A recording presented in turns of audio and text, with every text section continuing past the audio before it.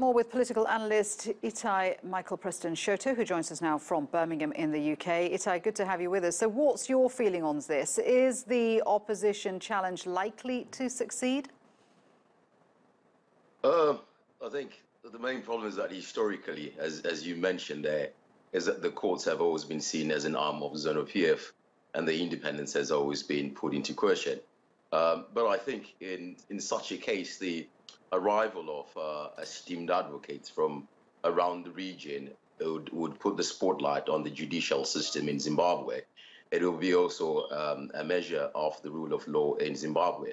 But what's also important to note is that taking it from a jurisprudential and political note is that there's a heavy burden on each and every constitutional judge that's going to adjudicate this case. It's a landmark case that will probably define their careers and also define the trajectory of generations to come in Zimbabwe.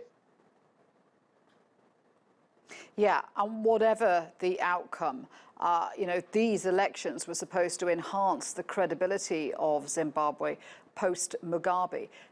In your opinion, can the divisions now be healed? It's going to be a very, very heavy burden. Whether we have Emmerson Mnangagwa as president or whether we have Nelson Chamisa as president, that's going to be one of their core objectives in the next administration, to try and unite a very, very polarized country. But a lot hinges on the results, on the judgment that's going to be passed by the Constitutional Court of Zimbabwe. Is it possible to heal these divisions? I think it's largely dependent on how or on what the outcome would be from the court proceedings. Yeah, and we wait to see what that verdict is. Itai, thank you very much indeed for that. Itai Michael Preston Choto in Birmingham there.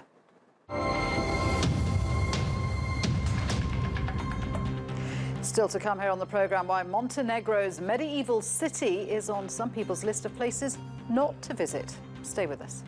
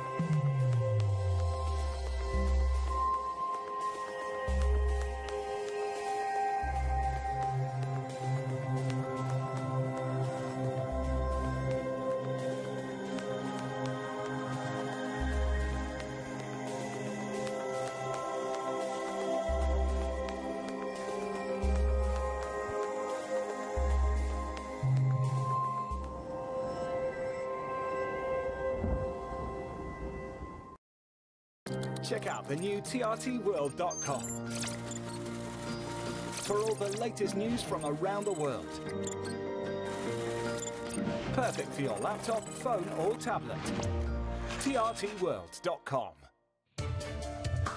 When the week is over, it's time to put the headlines in a wider perspective.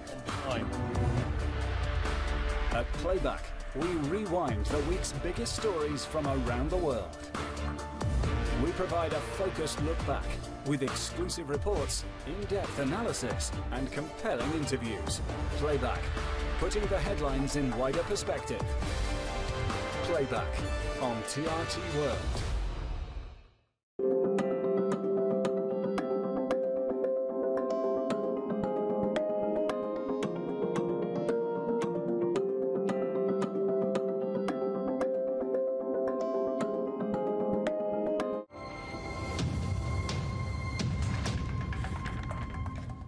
Welcome back. You're with TRT World. Let's remind you of our top stories this hour. US President Donald Trump's former lawyer has pleaded guilty to violating campaign finance laws.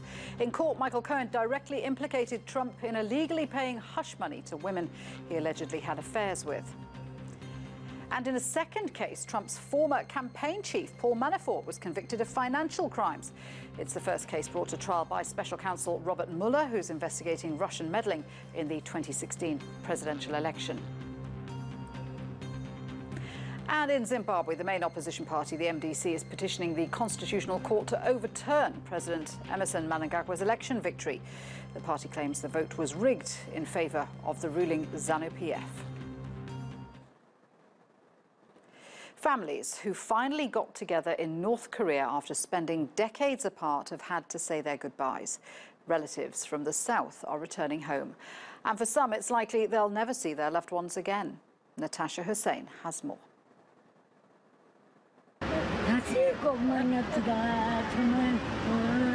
It was an emotional few days at Mount Kumgang in North Korea for families who had not seen each other since the Korean War in the 1950s. Many of the South Koreans were refugees, finally reunited with siblings or children in the north they had to leave behind, many of whom are now well into their 70s. The oldest participant in this round of reunions was 101. And most of them had no idea whether their relatives were still alive. Before these reunions, they weren't allowed to visit each other across the border or have any form of communication. So this could be the last time they see each other. Since 2000, almost 20,000 people have participated in 20 rounds of similar reunions. None of them have had a second chance to see their loved ones. We had misunderstood each other for 71 years, and we cleared everything up in only 2 hours. What can be better? It was a meaningful time. This round of reunions was the first in 3 years, during which the North conducted nuclear and missile tests, and relations with the South deteriorated. But a new government in Seoul led to a shift in diplomacy with Pyongyang in April, and a thaw in long-running tensions. A summit between North Korean leader Kim Jong-un and South Korean President Moon Jae-in was held, and they agreed to resume the reunions. According to Seoul's Unification Ministry, an estimated 700,000 South Koreans have relatives in the north. And more than half of the 132,000 South Koreans who've applied to participate in the reunions have since died. It's been 73 years since we were separated. You were 2 and I was about 4. How could this even be real? The 200 South Koreans who visited Mount Kumgang have since returned to their side of the heavily fortified border. But on Friday, 337 more South Koreans will participate in a second round of reunions.